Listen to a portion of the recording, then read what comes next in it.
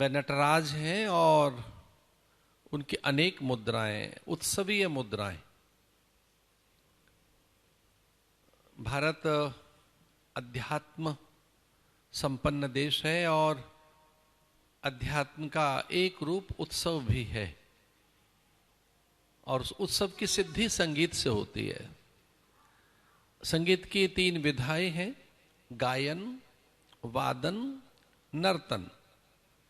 भगवान के लिए गायन, संगीत में जो गायन है, आप कहीं कभी जाएं भगवान श्रीनाथ जी के दर्शन करने तो वहां अष्टायन सेवा, उनके विविध गायन, उन गायनों की सिद्धि के लिए वादन, वाद्य यंत्र और नर्तन, नृत्य। भारत उत्सव प्रधान देश है। अलग अलग संस्कृतियों के अलग अलग उत्सव, कहीं बिहू, कहीं बसंता, कहीं ओडिसी, कहीं भरतनाट्यम, कहीं कथकली तो कहीं कथक, और सुदूर लद्दाख में भी दिव्योत्सव, नृत्योत्सव। राजस्थान में घूमर, कालबेलिया अद्भुत नृत्य है, और गुजरात में गरबा, डांडिया, पंजाब का गिद्दा, भंगड़ा। तो ये जो एक नृत्य है, ये संगीत का एक हिस्सा है। फिर है वादन, कि उसके वाद्य यंत्र क्या हैं। युद्ध में भी युद्ध के वाद्य यंत्र हैं। उस ध्वनि से योद्धा उत्साहित होते हैं।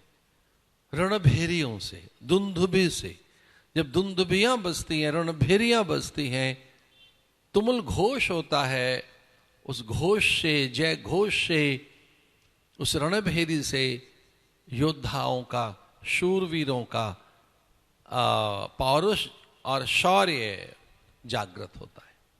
मंदिरों में भी जो ध्वनि है, घंटा ध्वनि, शंख ध्वनि, ये भी ध्वनियां हमारी दिव्यता को जगाती है।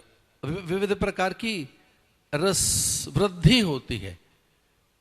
ऐसे ही जो आज ये अभिनंदोत्सव है कि भगवान का जन्म हुआ, प्रकट हुए, और नंद भवन में एक उत्सव, नंदोत्सव, रसोत्सव, मंगलोत्सव। तो ये कुछ भगवत प्रेरणा हुई, हमें लगा कि कथा में उत्सवीय भाव को संयत और संयमित रखा जाए। उसे उसी समय हमने उस भाव को मर्यादित रखा, और ये एक कुछ पल के लिए अब हम नंदोत्सव के लिए तत्पर हैं। हम ऐसा ही भाव रखें कि हम नंद भवन में पहुंचे हैं, गोकुल में पहुंचे हैं, भगवान का प्राकट्य हुआ है।